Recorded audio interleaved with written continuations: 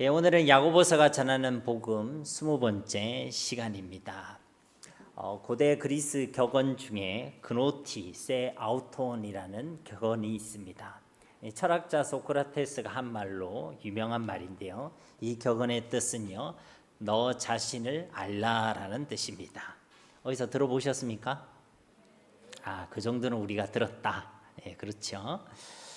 오늘 말씀 중에도 역시 너는 누구인가? 라는 질문을 통해서 너 자신을 알아라 라고 말씀하고 계십니다.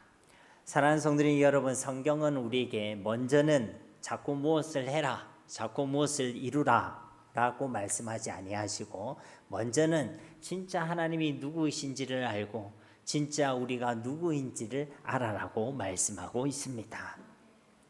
결국 신앙생활이라는 것은 우리가 무엇을 하는가, 무엇을 이루는가, 이것도 물론 중요한 것이지만 그 전에 우리가 진짜 아는 것이 중요한 것입니다. 우리가 진짜 알고 믿게 되면요, 우리가 행하는 것, 우리가 이루는 것, 하나님의 역사, 이런 것은요 당연히 따라오는 열매이기 때문에 그렇다는 것이죠.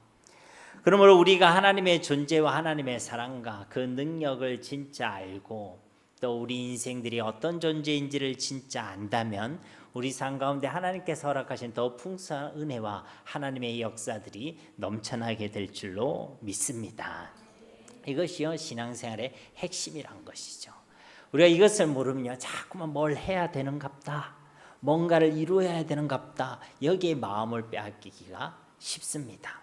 그러나 신앙생활의 본질은요 우리가 하나님을 아는 것이고 우리가 어떤 존재를 아는 것입니다. 그러면요 우리 삶 가운데 행하고 이루고 또 우리가 경험되어지는 것은 당연히 따라오게 된다는 것이죠. 이것이 신앙생활의 핵심이고 하나님의 소원인 줄 믿습니다. 그래서 오늘 말씀을 통해서도 우리 하나님께서는요 우리가 누구인지를 알기를 원하신다라고 말씀하고 계시는 것입니다. 그러므로 오늘 말씀을 통해서 우리가 누구인지를 아는 지혜가 있게 되시기를 주님의 이름으로 축복합니다. 계속해서 말씀드리지만 야고보서 4장의 주제는요 자기를 지켜 새 속에 물들지 않는 그 정결함에 대해서 말씀하고 있습니다. 즉 우리의 마음이 세상으로부터 물들지 않는다는 것이죠. 우리의 마음을 세상에 빼앗기지 않는다는 것입니다. 오직 하나님만을 사랑해야 된다는, 하나님의 사랑, 하나님에 대한 사랑만을 둬야 될 그 마음에 다른 마음, 다른 사랑을 두지 않는다는 것이죠. 하나님도 사랑하고 세상을 사랑하고 하나님도 사랑하고 돈도 사랑하고 하나님도 사랑하고 나의 욕심도 사랑하는, 이것은 성경적인 신앙과 마음이 아니란 것이죠. 이것을 야고보서는요 두 마음의 문제다라고 말씀하고 있다는 것입니다. 결국 하나님께서 우리 마음에 하나님과 세상, 하나님과 부와 번영이 아니라 오직 하나님만을 사랑하고 오직 하나님만을 의지하는 그 정결함이 우리 가운데 있기를 소원하신다는 것이죠. 그런데 안타깝게도요 야고보서를 수신하는 그 흩어진 교회들에는 이 두 마음의 문제가 있었다는 것입니다. 우리가 잘 알고 있다시피 야고보서가 기록된 그 당시의 교회는요 우리가 한 번씩 기도할 때도 그런 기도를 하죠. 우리 교회가 초대 교회와 같이 회복되게 하옵소서. 이런 기도 들어봤습니까? 안 들어봤습니까? 못 들어본 분들도 계시네요, 그죠? 초대 교회를 회복하게 하옵소서 이런 얘기를 하는데요, 이 지금 야고보서 쓰여지는 기록된 그 교회가요 바로 초대 교회였습니다. 그런데 그 초대 교회에도요 이 두 마음의 문제가 있었다는 것입니다. 교회임에도 불구하고 그 교회 안에 세상이 들어와 있었다는 것이죠. 예수님을 믿는 사람임에도 불구하고 세상을 두고 하나님을 두고 갈등하고 있었다는 것입니다. 하나님과 세상을 두고요 저울질하고 있었다는 것입니다. 하나님만을 사랑해야 될 그 마음에 다른 사랑을 품고 있었다는 것이죠. 이런 두 마음의 문제가 초대 교회에 있었다는 것입니다. 그래서 이 야고보서가 기록되었던 것이죠. 그러면 오늘날 교회는 이런 문제가 있을까요? 없을까요?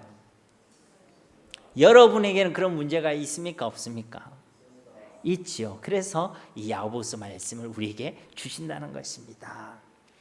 그런데 그렇게 교회가 세상으로 물들었다는 증거를요 야고보서 4장에서는 뭐라고 얘기하냐면 시기와 다툼으로 설명하고 있습니다. 교회는 사랑해야 될 공동체인데 교회는 예수님의 사랑을 드러내야 될 공동체인데 교회는 주께서 하나 되게 하신 것을 힘써 지켜나가야 될 그 공동체인데 교회는 화평이라는 그 하나님의 나라를 경험해야 될 공동체인데 그 교회 안에 뭐가 있었다고요? 시기와 다툼, 분쟁과 나눔과 분열이 있었다는 것입니다. 결국 하나님의 나라의 모형이 될 그 교회 안에 세상이 들어와 있었다는 것이죠. 세상에 물든 잘못된 정욕으로 세상과 벗된 우리 두 마음 문제로 인하여 교회가 세상과 똑같이 하나님과도 원수가 되고 사람들과도 싸우고 다투고 있었다는 것입니다. 이것이 우리가 앞에 살펴봤던 이 야고보서 4장 1절부터 10절까지 말씀의 내용이었지 않습니까? 그래서 이 문제의 해결, 그 더 큰 은혜를 위해서 야고보서는 우리에게 뭐라고 말씀하냐면 이 야고보서 4장에서 겸손히 주님 앞에서 스스로를 낮출 것을 말씀하고 있는 것입니다. 겸손한 마음으로 하나님을 가까이 하고 겸손한 마음으로 하나님께 복종하라는 것입니다. 그래야 우리 가운데 있는 그 두 마음의 문제를 해결할 수 있다라고 말씀하고 계시는 것입니다. 여기에 대해서는 우리가 이전 시간에 충분히 살펴보았기 때문에 또다시 말씀드리지는 않겠습니다. 그러니 진짜 우리를 향해 시기하시기까지 우리를 사랑하시는 그 하나님의 은혜와 사랑을 아시고 주님 앞에서 자신을 낮출 수 있는 겸손의 열매를 맺으시기를 주님의 이름으로 축복합니다. 뒤에서도 다시 말씀드리겠지만 이 겸손이라는 것은요, 우리의 말이나 행동의 문제 이전에 우리의 위치의 문제입니다. 다시 말씀드리자면 우리의 행동과 우리의 말이 아무리 겸손한 듯이 보인다 할지라도 정말 중요한 것은요, 우리의 위치의 문제라는 것입니다. 즉 하나님 앞에서 우리의 제자리를 지키고 그 제자리에 서 있는 것이 바로 겸손이라는 것이죠. 그러므로 하나님 없이는요, 참된 겸손도 있을 수가 없습니다. 왜냐하면 이 제자리의 기준이라는 것은 하나님이 기준이 되는 것이기 때문에 하나님 없이는 결코 제자리에 서 있을 수가 없기 때문인 것이죠. 그래서 하나님 없는 겸손은 있을 수가 없다는 것입니다. 하나님을 안 믿는다는 그 자체가 이미 교만인 것이고 그의 삶 가운데 하나님이 없다는 그 자체가 이미 교만이라는 말씀인 것입니다. 우리가 하나님이 어떤 분인지를 알고 우리가 예수 그리스도를 믿는 믿음으로 하나님을 인격적으로 만날 때 우리는 제자리를 회복할 수 있고 제자리에 서 있을 수 있게 된다는 것입니다. 그러므로 겸손하라는 이 말씀의 의미는요, 제자리를 깨닫고 그 제자리에 서 있으라는 말과 같은 의미란 것이죠. 뒤에서 또 다시 한번 말씀을 드리겠습니다. 그러므로 오늘 주시는 이 말씀을 통해 우리가 깨달아야 될 것은요, 우리의 제자리를 깨달아야 되는 것입니다. 우리가 누구인지를 깨달아야 되는 것입니다. 그리고 그 제자리에 서 있을 수 있는 겸손의 열매를 맺어야 될 줄로 믿습니다. 그것이 야고보서를 통해서 우리에게 주시는 하나님의 말씀입니다. 세상으로부터 자기를 지켜낼 수 있도록 우리에게 주시는 지혜요, 하나님의 방법이고 하나님의 능력인 줄 믿습니다. 이런 관점으로 오늘 11절 말씀 한번 보시기 바랍니다.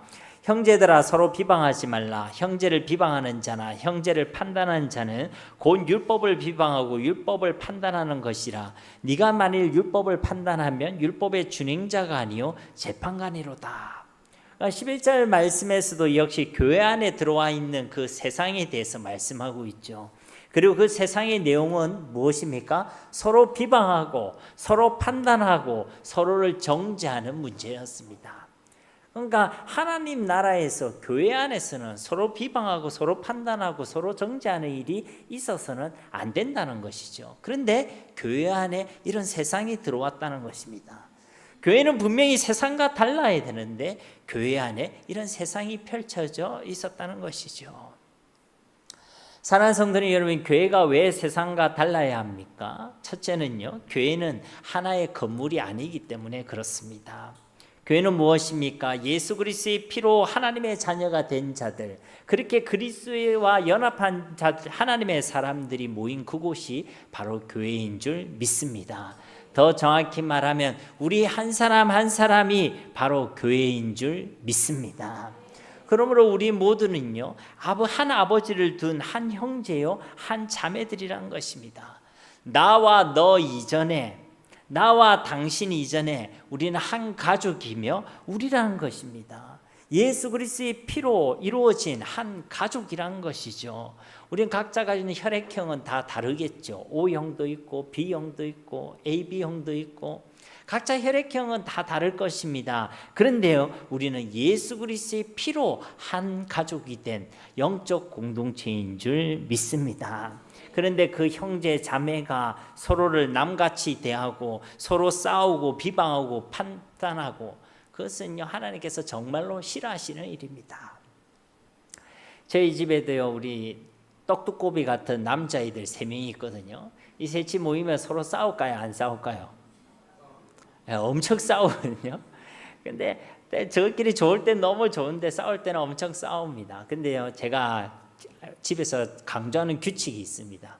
싸울 수 있죠, 그죠? 서로 의견이 다르니까. 근데 제가 뭐라 얘기하냐면, 엄마와 아빠 앞에서는 싸우지 마라. 싸울 때 싸우더라도 부모 앞에서 싸우는 거는 불효 중에 불효다. 제가 그건 분명히 얘기하거든요. 여러분 혹시 공감하십니까? 저는요, 우리 애들이 제 앞에서 싸우는 게 그렇게 꼴보기 싫을 수가 없어요. 그리고 그거는 사실 부모 마음에 칼질하는 거 아닙니까? 그렇죠? 자녀들이 서로 우애가 돈독하고 서로 사랑하고 서로를 배려하고 서로를 세워주고 이래야지 부모가 볼 때도 마음이 흐뭇한데, 만나기만 하면 싸우고 짓듣고 원수같이 대하고 서로 칼질하고 말로 상처 주고, 그럼 부모 마음이 깨어집니다. 이게요 똑같은 것입니다. 그리스도 안에서 한 가족이 되고 한 형제 자매가 된 우리가요, 싸우고 다투고 시기하고 판단하고 정죄하고 하면 누가 제일 마음 아프시겠어요? 하나님이 제일 마음 아프신 것입니다. 여러분 탈무드에 보면 그런 말이 있습니다. 살인은 한 사람을 죽이는 것이지만은 우리가 사람을 비방하고 비판하는 것은요 세 사람을 죽이는 것이다, 이런 말씀이 있습니다. 무슨 의미냐면 살인은 그 사람을, 그 죽인 그 대상을 죽이는 것이지만, 비난하고 비방하는 것은 비방하는 그 사람도, 또 비방당하는 그 대상도, 그리고 그 비방의 말을 듣는 그 사람도 다 같이 죽는 일이란 것이에요. 그러니까 비방하고 비난하고 판단하는 것은요 나와 너 우리가요 다 같이 죽는 일입니다. 공동체를 깨뜨리는 일이에요. 원래 마귀가 잘하는 게요 비난하고 비방하는 것입니다. 또 마귀가 잘하는 게요 분열시키고 다투게 만드는 것입니다. 그러니까 우리가 비방하고 비난하는 것은 어떤 경우에도 하나님 기뻐하시지 않습니다. 여기서 우리가 구별할 것은요, 우리가 잘못된 것이 있으면 그 잘못된 것을요 죄를 두고 눈 감아라, 무조건 눈 감아라, 지금 그런 이야기를 하는 것이 아닙니다. 성경이 말하고 있는 비난과 비방을 하지 말라 할 때 그 비난과 비방의 핵심 뭐냐면요 사랑이 없는 것이에요. 사랑이 없는 것. 그 사람에 대한, 그 공동체에 대한 사랑이 없이 비난하고 비방하는 것, 정말 애통한 마음, 눈물의 기도 없이 그냥 비난하고 비방하는 것, 그것을 하나님이 싫어하시는 것입니다. 사랑하는 사람이 사랑의 마음을 가지고는요 그 사람에 가서 이야기할 수 있죠. 당신의 이런 부분이 좀 고쳐졌으면 좋겠습니다. 사랑하는 마음으로 이야기할 수 있습니다. 우리가 자녀에 대해서도 무조건 눈 감아주지 않지 않습니까? 이야기하죠. 근데 자녀에 대해서 이야기할 때는 사랑으로 얘기한다는 것이죠. 사랑으로 얘기하지 않으면요 자녀에게 아무리 부모가 얘기해도요 다 상처받습니다. 맞는 말이 중요한 것이 아니라 사랑으로 하는 말이 중요하다는 것입니다. 여러분 그냥 얘기하면요 다 상처받아요. 다 맞죠. 다 맞는 말이니까 그렇게 해서 열내서 이야기하지 않겠습니까? 근데 맞는 말이 그 사람을 변화시키고 맞는 말이 그 사람을 살리는 것이 아닙니다. 주님의 사랑으로 하는 그 말이 그 사람을 살리고 그 사람을 세우고 그 사람을 변화시키는 줄 믿습니다. 어떤 사람은요 말을 해놓고 무책임한 사람이 있어요. 왜? 내가 맞는 말 했는데 내 말이 옳다 아이가, 내 말이 봐 성경에도 이렇게 돼 있네, 그러니까 내 말이 맞는 거 아니가, 그냥 얘기해놓고 그냥 무책임한 사람이 있어요. 여러분 그렇게 말하는 거 아닙니다. 예수님이 하신 그 모든 말은요 사랑으로 말씀하신 줄 믿습니다. 그러니까 사랑이 없으면요 다 울리는 꽹과리와 같은 거예요. 천사의 말을 하더라도. 그게 무슨 방언을 얘기하고 예언을 하는 말이라 할지라도 사랑이 없으면 아무것도 아니요. 아무것도 아닌 것입니다. 오늘 말하고 말씀하고 있는 이 비판이라는 것은요, 바로 사랑이 없는 말을 얘기하는 것이죠. 특히 우리는 영적 가족 공동체 한 가족들 아니겠습니까? 그렇기 때문에요, 우리가 그 사람을 사랑하고 사랑으로 대하고 사랑으로 말해야 될 줄 믿습니다. 만약 그렇지 않다면 말을 다물어야 돼요. 다물어서 그 사람을 위해 기도해야 하는 것입니다. 기도하고 기다려주는 것이죠. 둘째로 왜 교회가 세상과 달라야 되냐면, 교회는요 그리스도의 몸이기 때문에 그렇습니다. 우리 한 사람 한 사람은 그리스도와 연합한 예수님의 몸이고 그 몸의 한 지체들인 줄 믿습니다. 로마서 12장 4절에서 5절 말씀에도 보면요, 우리가 한 몸에 많은 지체를 가졌으나 모든 지체가 같은 기능을 가진 것이 아니니 이와 같이 우리 많은 사람이 그리스도 안에서 한 몸이 되어 서로 지체가 되었느니라. 한 몸 안에 많은 지체가 있죠.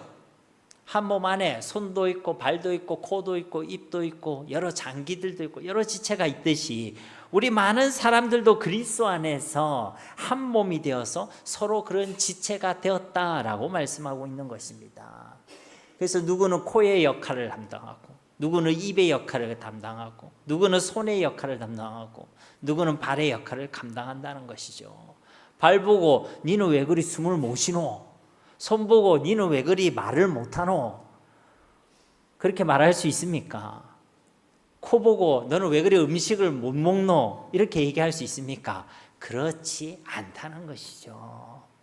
그런데 어떻게 그 한 몸 된 서로가 서로를 깎아내리고 서로가 서로를 비방할 수 있느냐라는 것입니다. 손가락이 발가락을 욕하고 입이 코를 욕하고 그럴 수가 없다는 것이죠. 그거는요 다 자기를 욕하는 것입니다.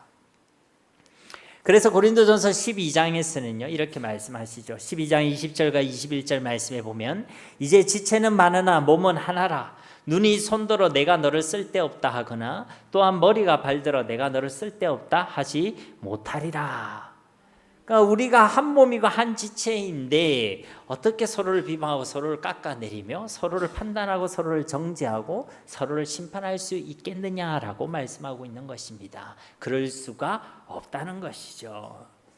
고린도전서 12장 25절 말씀에도 몸 가운데서 분쟁이 없고 오직 여러 지체가 서로 같이 돌보게 하셨느니라. 그 한 몸 안에서 서로 자기들끼리 싸우는 일이 없다는 것입니다.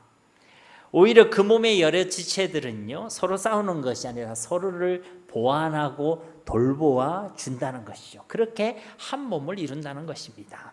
26절과 27절 말씀에, 만일 한 지체가 고통을 받으면 모든 지체가 함께 고통을 받고 한 지체가 영광을 얻으면 모든 지체가 함께 즐거워하느니라.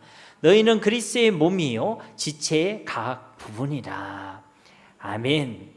그러니까 한 지체의 부족함과 연약함에 대해서 비방하고 판단하는 것이 교회가 아니라 그 지체의 연약함과 부족함을 두고 함께 울고 함께 즐거워하는 것이 바로 교회인 줄 믿습니다. 그러니까 우리는요 서로가 남이 아니란 거예요. 우리는 한 몸이고 그리스도의 몸이란 것이고 주님의 몸의 한 부분이며 한 지체란 것입니다. 여러분, 이 말씀은 한편으로는요 매우 무서운 말씀입니다. 왜 무서운 말씀이냐면, 구원받은 하나님의 백성들이 서로를 비방하고 서로를 판단하고 서로를 깎아내리고 서로를 정죄하는 것은 곧 예수님의 몸을 비방하는 것이고 예수님의 몸을 깎아내리는 것이기 때문에 그렇다는 거예요. 나도 교회이지만 이 사람도 교회인 거예요. 나도 그리스도의 몸이지만 이 사람도 그리스도의 몸이란 것입니다. 그런데 그 사람을 비난하고 비방하고 판단하는 것은 곧 그리스도의 몸을 비난하고 비방하는 것과 다르지 않다는 것입니다. 그래서 이 부분에 대해서 사도 야고보도요, 야고보서 3장을 통해서 우리에게 경고했죠. 야고보서 3장 9절에서 10절 말씀에 보면, 이것으로 우리가 주 아버지를 찬송하고 이것으로 하나님의 형상대로 지음을 받은 사람을 저주하나니 한 입에서 찬송과 저주가 나오는도다. 내 형제들아, 이것이 마땅하지 아니하니라. 아멘. 즉 하나님을 찬송하는 그 입으로 어떻게 하나님의 형상대로 지음을 받은 사람을 저주할 수 있겠느냐라고 말씀하고 있는 것입니다. 이 말씀은요, 하나님의 형상대로 지음받은 하나님의 백성들을 저주하는 것이 곧 하나님을 저주하는 것과 결코 무관하지 않다라고 말씀하고 있는 것이죠. 그래서 이것은요, 마땅하지 않다는 것입니다. 그러므로 사랑하는 성도님 여러분, 우리 한 사람 한 사람이 교회임을 기억하시길 바랍니다. 먼저는 내가 교회임을 기억하시고 또 다른 사람도 그 사람도 교회임을 잊지 마시기 바랍니다. 나도 그리스도의 몸이고 그 사람도 그리스도의 몸이고 우리가 함께 그리스도의 몸이고 한 형제 자매 한 지체임을 꼭 기억하시기를 바랍니다. 그러므로 우리가 서로를 섬기고 서로를 사랑하는 것은 곧 누구를 섬기는 거예요? 예수님을 섬기고 예수님을 사랑하는 것입니다. 지극히 작은 자 그에게 한 것이 곧 내게 한 것이라. 그러므로 우리가 서로 가지고 있는 그 아픔과 연약함을 두고요, 비방하고 판단하기보다는 주님이 우리에게 그렇게 하셨듯이 그 사람의 연약함을 두고 기도로 중보해 주시고 긍휼로 덮어주시고 진짜 사랑으로 건면해 주시기를 주님의 이름으로 축복합니다. 우리 한번 따라해 볼까요? 우리가 교회입니다. 당신이 교회입니다. 이 경상도 말로 뭐라고 한다고요? 우리가 남이가. 우리가 남이가. 그럼에도 불구하고 당시 흩어진 교회들 안에는요, 한 몸이 된 이 서로가 서로를 비방하고 깎아내리고 판단하고 정죄하는 문제를 가지고 있었다는 것이죠. 왜 그랬을까요?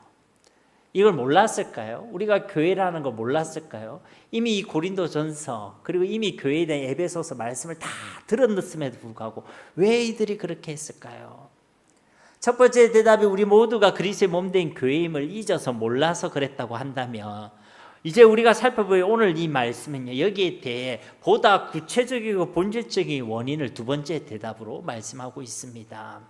결론적으로 그 이유의 핵심은 뭐냐면요, 우리의 제자리를 떠난 교만 때문이란 것입니다. 무엇 때문이라고요? 우리의 제자리를 떠난 교만 때문이란 것입니다. 11절 말씀을 다시 한번 보시면요, 형제들아 서로 비방하지 말라. 서로 비방하지 말라는 것입니다. 우리 형제 자매를 판단하거나 정죄하지 말라는 것이죠. 그 이유가 무엇입니까? 이는 율법을 비방하고 판단하는 것이라. 그러니까 형제를 비방하는 것은 곧 율법을 비방하는 것이고, 형제를 판단하는 것은 곧 율법을 판단하는 것이라고 말씀하고 있는 것입니다. 율법이 뭐죠? 하나님의 말씀. 그러니까 우리가 형제를 비방하고 비난하는 것은 곧 하나님의 말씀을 비방하고 비난하는 것과 동일하다라고 말씀하고 있다는 것입니다. 그럼 굉장히 무서운 말씀 아닙니까? 이것을 다르게 얘기하면 형제를 비방하는 것은 그 율법, 그 말씀을 말씀하신 하나님을 비방하는 것과 다르지 않다는 것입니다. 우리가 이 말씀만 기억해도 다른 형제 자매를 비방하고 비난하고 정죄하는 것을요, 쉽게 할 수가 없습니다. 그거 하나님의 율법의 말씀을 비난하고 비방하는 것이고, 그 율법을 말씀하신 하나님을 비방하고 비난하는 것인데 어떻게 쉽게 할 수 있겠습니까? 오늘 이 말씀을 온유함으로 받아 우리 마음에 꼭 심어두시기를 주님의 이름으로 축복합니다. 그러면서 11절 후반절에는 우리가 누구인지, 우리의 제자리가 어디인지를 말씀하고 있죠. 네가 만일 율법을 판단하면 율법의 준행자가 아니요 재판관이로다. 그 율법을 판단하는 것은요, 율법의 준행자의 역할이 아니란 것이죠. 율법의 재판관의 역할이란 것입니다. 우리가 누구를 판단하고 정죄하는 그 위치에 있는 자들이 아니란 것이죠. 우리의 제자리는 그 자리가 아니란 것입니다. 우리는 율법을 준행하는 사람일 뿐, 그 율법을 기준으로 사람을 판단하고 심판하는 재판관이 아니란 것이죠. 이어진 12절 말씀도 보십시오. 입법자와 재판관은 오직 한 분이시니 능히 구원하기도 하시며 멸하기도 하시느니라. 너는 누구이기에 이웃을 판단하느냐. 입법자와 재판관은 오직 한 분이시라는 것입니다. 입법자도 오직 하나님, 재판관도 오직 하나님. 우리는 입법자도 재판관도 아니란 것이죠. 우리는 누구라고요? 그 율법을 준행하는 사람일 뿐이란 것입니다. 이 말씀은요, 우리의 제자리를 알아라는 것입니다. 우리가 누구인지를 정확히 알아라는 것이죠. 뒤에 말씀에 보면 능히 구원하시기도 하시며 멸하기도 하시느니라. 우리를 구원하시는 분도 하나님이시고 우리를 심판하시는 분도 하나님이시라는 것입니다. 그런데 너는 누구이기에 이웃을 판단하느냐? 그런데 넌 누구냐라고 말씀하고 있는 것입니다. 당신은 구원자도 심판자도 아니란 것이죠. 율법의 입법자도 재판관도 아니란 것입니다. 그런데 왜 사람을 판단하느냐? 그런데 왜 사람을 비판하고 있느냐?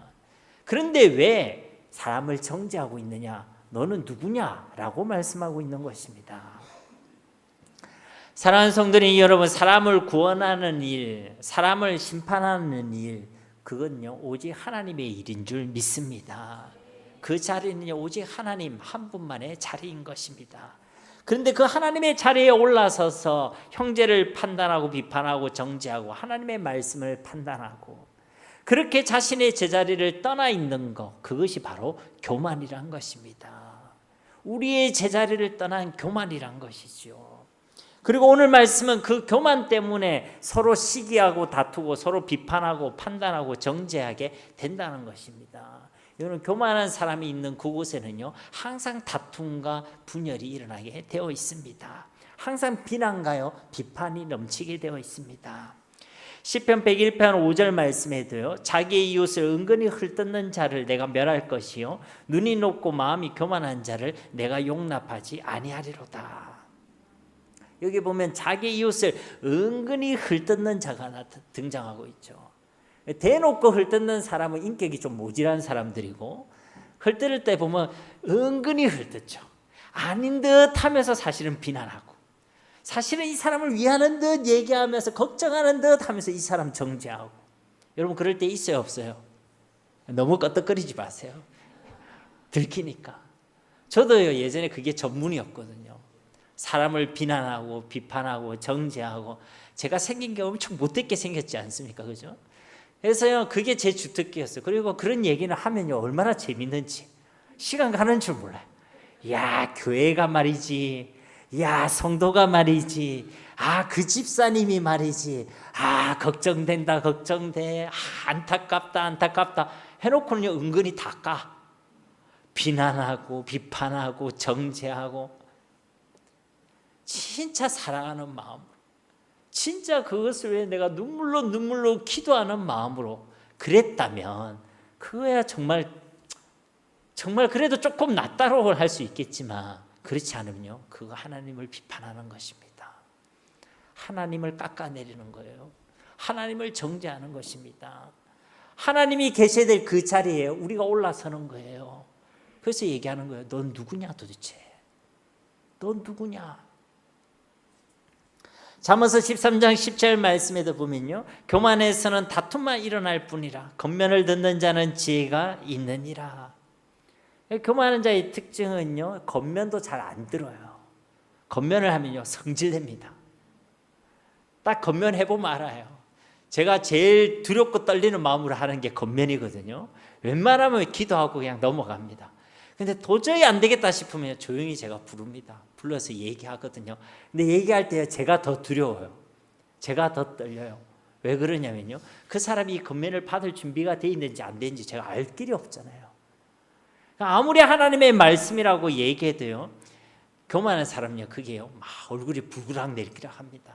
아무리 얘기해도 안 들어요. 안 들어. 교만한 사람의 특징이거든요. 근데 그 교만에서는 뭐만 일어난다고요? 다툼만 일어날 뿐이라. 교만한 사람이 있는 곳에는 항상 다툼만 있게 되어 있다는 것입니다.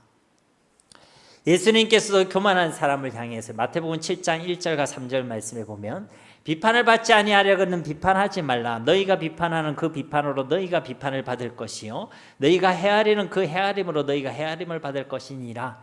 어찌하여 형제의 눈 속에 있는 티는 보고 네 속에 있는 들보는 깨닫지 못하느냐. 이 말씀은 누구에게 하시는 말씀입니까? 자기에게 있는 들보는 보지 못하고 남의 눈 속에 있는 티끝만 보고 있는 교만한 사람들에게 하시는 말씀이죠. 교만한 사람의 특징은 자기의 잘못은 잘 모릅니다. 다른 사람의 잘못은요 크게 생각해요. 나도 그렇게 할 수 있다 이걸 생각을 못하고, 나도 죄인이다 라는 걸 생각을 못하고, 나도 연약하다 이런 걸 생각 못하고, 항상 다른 사람은 불의하고 자기는 항상 의롭고 자기의로 충만한 사람이죠. 누가 누구를 나무랄 수 있겠습니까? 우리 중 누가 괜찮은 죄인이 있었어요? 조금 못난 죄인을 뭐라 할 수 있겠습니까? 우리는 다 그리스도의 피가 아니고는, 그리스도의 보혈의 은혜와 사랑이 아니고는 하나님으로부터 용서받지 못하는 자들, 저 지옥에 떨어져 멸망당해야 마땅한 자들이 바로 저와 여러분들의 실존 아니겠습니까? 다 같이 우리는 죄인입니다. 예수님 없으면요 다 멸망받아 마땅할 죄인들이에요. 그 예수님 때문에 하나님의 자녀가 됐고, 그 예수님 때문에 영원한 용서를 받았는데, 우리가 누가 누구를 뭐라 하고 누가 누구를 정죄할 수 있겠느냐는 것이죠. 이런 걸요 도토리 키재기라고 합니다. 아이들 말로는 도찐 개찐이라고 얘기하는 거예요. 다 똑같은 사람들입니다. 그래서요 비판하지 말라는 것입니다. 그 비판으로요 너희가 비판을 받을 것이라고 경고하고 계시는 것이죠. 결국 그 교만이란 문제 때문에요 서로 다투고 시기하고 싸우고 서로를 판단하고 정죄하는 문제가 들어온다는 것이죠. 교만 때문에 세상이 들어온다는 것입니다. 교만 때문에 죄가 들어온다는 것입니다. 여러분, 이 교만이라는 것은요 단순히 사람들과 사람 사이의 태도가 아닙니다. 하나님에 대한 태도고 하나님에 대한 마음인 것이에요. 그래서 오늘 11절 말씀에 서로를 비방하고 판단하는 것이고, 하나님의 말씀을 비방하고 하나님의 말씀을 판단하는 것이라고 말씀하고 있는 것입니다. 결국 이 교만이란 것은요 하나님과의 관계에서의 우리의 태도와 우리의 마음을 얘기하는 것입니다.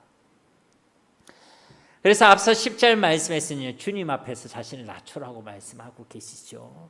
6절 말씀에서는 겸손한 자에겐 더 큰 은혜를 주신다고, 교만한 자를 물리치신다고 경고하시면서 하나님 앞에서 자신을 엎드려 복종해라고 말씀하고 계셨습니다.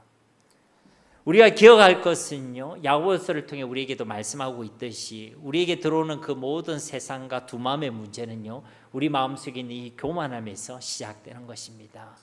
교만이라는 것은 통로가 됩니다. 세상이 들어오는 통로, 그리고 죄가 들어오는 통로, 싸움과 분열이 들어오는 통로. 그래서 우리는 이 교만의 문제를요 반드시 해결해야 한다는 것이죠. 우리의 인생의 근본 문제도요 우리가 가지고 있는 교만 때문에 시작되어졌습니다. 결국 우리의 문제는요 우리의 제자리를 지키지 않은 것에서 우리의 인생의 근본 문제가 시작되었다는 것입니다. 이번 주 우리 수요일부터 이제 창세기 강의가 들어갈 것인데요, 창세기 1장 1절 말씀 여러분 아십니까? 우리 함께 암송해 볼까요? 시작. 태초에 하나님이 천지를 창조하시니라. 아멘. 하나님께서 이 우주 만물을 창조하셨습니다. 하나님 그냥 창조하신 것이 아니라 질서정연하게 만드셨죠. 질서정연하게 만드셨다는 것은요 모든 만물엔 제자리가 있다는 것입니다.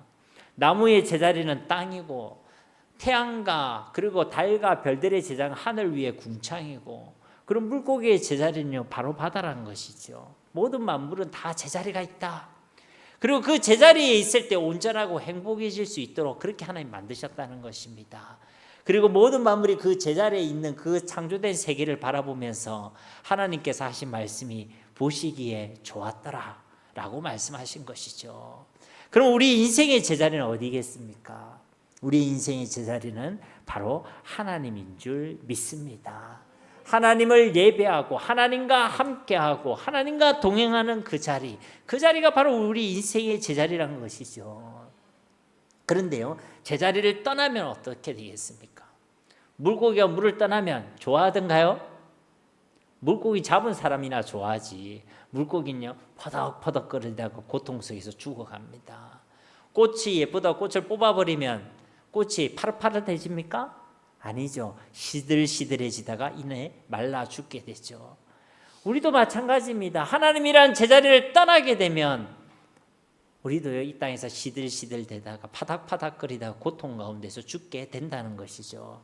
그런데요 이 인생들이요 제자리를 떠났습니다.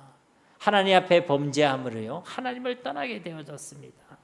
하나님과 되고자 하는 그 잘못된 정욕으로 인해서 그들은 하나님을 떠나게 됐죠. 제자리에서 이탈하게 됐다는 것입니다. 하나님의 자리에 올라서려고 하다가 그 제자리를 떠나게 됐다는 것이죠. 그게 바로 교만인 것입니다. 그 교만으로부터요, 우리 인생의 모든 문제가 시작되었다는 것이죠. 야고보서 4장에 우리에게 말씀하고 있듯이 하나님 앞에서 자신을 낮추고 하나님께 복종하고 하나님을 가까이 해야 될 그 인생들이 하나님과 같이 되려고 하고 하나님의 자리를 빼앗으려 하고 마귀가 아니라 하나님을 대적하게 되는 그것이 바로 교만의 본질이라는 것입니다. 그래서요, 야고보서 말씀은 아주 날카롭게 우리를 찌르고 다그치고 있는 것입니다. 12절 말씀을 들을 때 막 아프지 않습니까? 입법자와 재판관은 오직 한 분이시니 능히 구원하시기도 하시며 멸하기도 하시느니라. 너는 누구에게 이웃을 판단하느냐?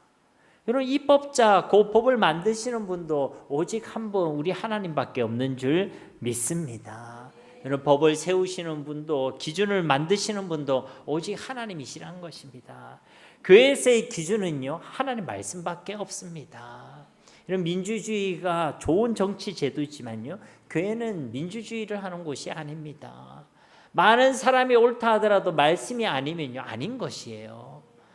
적은 사람이 아니다라고 해도 말씀이 옳은 것입니다. 그러니까 수에 많고 적음이 중요한 것이 아니라는 것이죠. 교회의 기준은요, 하나님의 말씀입니다. 사람을 바라보는 기준도요, 하나님의 말씀이어야 되는 거예요. 사람들을 바라볼 때 우리는 많은 경험과 지식을 가지고요, 사람을 바라보고 판단합니다. 내가 많은 사람을 만나봤으니까 이 사람도 이럴 것이다. 이거 옳지 않습니다. 어떤 사람은 혈액형을 가지고 사람을 판단합니다. 아, 저 사람 O형이니까 이럴 것이다. A형이니까 이럴 것이다. 아, B형이니까 이럴 것이다. 그렇지 않습니다. 그건 참조가 될 뿐이죠. 어떤 사람은요, MBTI 가지고요, 그 사람을 판단합니다. 요즘은요, 남녀가 서로 만날 때 MBTI를 보고 만난대요. 그래도 다행이죠. 4주 안 보고 보니까, 만나니까 얼마나 다행입니까? 그죠? 그런 거는요, 도움이 되고 참고가 될 뿐이지 우리가 사람을 바라보는 관점이 되어서는 안 된다는 것이죠. 그것은 색안경입니다. 하나님의 말씀만이 우리에게 참된 진리고 참된 관점이며 참된 기준인 줄 믿습니다. 그러니까 기준을 세우는 입법자가 여러 명이면 안 돼요. 한 분 하나님이심을 우리는 고백해야 될 줄 믿습니다. 그 법에 따라 판단하고 판결하고 정죄하는 분도요, 오직 하나님 한 분밖에 없습니다. 재판관은요, 하나님밖에 없어요. 교회와 모든 공동체와 이 땅을 심판하고 전제하고 판단하시는 분요, 하나님밖에 없다는 것입니다. 그래서요, 오늘 말씀 우리에게 묻고 있는 것입니다. 그런데 너는 누구냐? 너희 제자리는 도대체 어디냐? 너는 지금 어디에 서 있느냐? 그렇게 우리에게 묻고 계신다는 것이죠. 우리가 있어야 될 그 제자리는요, 율법의 입법자도 재판관도 아닙니다. 말씀 그대로 우리는 율법을 준행하는 자리, 바로 그 자리가 우리의 제자리인 줄 믿습니다. 하나님의 말씀대로 순종하는 자들, 말씀의 기준으로 사람을 바라보고 그 말씀에 따라 순종하고 행하는 자들, 그것이 바로 우리의 신분이며 우리의 위치라는 것입니다. 그런데 오늘 말씀은요, 그렇지 못한 자들을 위하여, 그렇지 못한 교회를 향하여 경고하고 있는 것이죠. 하나님의 자리인 입법 자리에 서 있고 하나님의 자리인 그 재판관 자리에 앉아 있는 그들을 향해 너는 누구이기에 그 하나님의 자리에 서 있느냐라고 말씀하고 있습니다. 쉽게 말하면요, 네가 하나님이냐라고 얘기하고 있는 것이에요. 네가 하나님이냐? 네가 하나님이 아닌데 왜 네 기준을 가지고 사람을 판단하고 사람을 정죄하고 있느냐? 네가 하나님이냐라고 얘기하는 것입니다. 결국 이 12절 말씀을 다시 이해해 보면 이렇습니다. 사람을 비판하고 판단하고 정죄하는 당신들아, 그렇게 자신의 기준대로 자신의 관점대로 사람을 멋대로 심판하고 있는 당신들아, 지금 당신들이 서 있는 그 자리는 당신들이 서 있어야 할 제자리가 아니다. 당신들은 하나님이 아니다. 당신들이 서 있는 그 자리는 오직 한 분, 그 하나님의 자리이다. 그렇게 말씀하고 계시는 것입니다. 그러므로 더 이상 하나님의 자리를 찬탈하려는 그 교만의 자리에 서 있지 마시기 바랍니다. 혹 그 자리에 서 있다면 어서 속히 회개하고 내려오시기를 바랍니다. 우리는요, 우리의 제자리를 지켜내야 한다는 것입니다. 우리의 교만의 자리가 아니라 겸손의 자리에 우리는 서 있어야 될 줄 믿습니다. 다시 말씀드리지만 겸손은 단순히 자신을 낮추는 예절이나 예의의 문제가 아닙니다. 겸손이란 것은 위치의 문제라는 것입니다. 말이 부드러워도 얼마든지 교만한 사람이 있을 수 있고, 말이 거칠어도 충분히 겸손한 사람도 있을 수 있다는 것이죠. 우리에게 드러나는 것으로는 알지 못합니다. 그 마음이 어디에 앉아 있는지 그게 보이지 않는다는 것이에요. 결국 하나님께서 정해 주신 그 제자리에 서 있는 것이 성경이 말하고 있는 겸손이라는 것입니다. 우리의 제자리를 알고 그 제자리에 서 있고 우리가 누구인지를 알고 그에 합당한 삶을 살아가는 자들이 바로 겸손한 자들인 줄 믿습니다. 꼭 기억하시기 바랍니다. 우리는 하나님이 아닙니다. 우리는 한낱 피조물이고 유한한 인생들이며 죄인일 뿐입니다. 우리는 우리 인생의 주인이 아닙니다. 하나님이 우리 인생의 주인이십니다. 우리는 심판자도 구원자도 아닙니다. 죄인대 우리를 은혜로 구원하여 주시는 분도 우리를 심판하여 주시는 분도 오직 우리 하나님 한 분밖에 없는 줄 믿습니다. 그러므로 우리가 누구인지를 알고 우리의 제자리로 돌아가시기 바랍니다. 이를 위해 오늘 말씀이 던지고 있는 질문, 너는 누구이기에? 그대는 누구입니까? 라는 이 질문을 꼭 기억하시기 바랍니다. 왜냐하면요, 우리가 누구인지를 아는 그 사람은 제자리를 떠나지 않습니다. 내가 누구인지를 아는 그 사람은 감히 하나님의 자리에 올라서려고 하지 않다는 것입니다. 어떤 사람이 용감하다고요? 무식이 용감하다고. 내가 누구인지를 모르는 사람이요, 그 용감이 아니라 만령이죠. 감히 하나님의 자리에 올라서게 된다는 것입니다. 그러므로 우리가 진짜 어떤 존재인지를 알고 우리의 제자리가 어디인지를 알고 진짜 우리가 받은 그 주님의 은혜와 사랑을 진실로 아는 지혜가 있기를 주님의 이름으로 축복합니다. 그리하여 항상 주님 앞에서 낮추는 그 겸손함으로 세상으로부터 자신을 지켜내는 그 정결함을 꽃 피우고 결실하게 되는 우리 모두가 다 되시기를 예수님의 이름으로 간절히 축원드립니다. 우리 말씀을 기억하시면서 이 시간 말씀 붙들고 함께 기도하기를 소망합니다. 주님, 우리 가운데 정말 세상으로부터 자기를 지켜내는 정결함이 있기를 원합니다. 혹 우리가 제자리를 떠나 있던 우리의 교만함이 있다면 주님 용서하여 주옵소서. 너는 누구냐고 물으시는 그 주님의 질문, 그 주님의 말씀 앞에 우리의 교만함을 두고 회개하게 하시고 우리의 제자리를 회복하게 하옵소서. 그러한 겸손한 열매가 우리 가운데 결실되게 하옵소서. 우리 합심으로 이 시간 기도하겠습니다.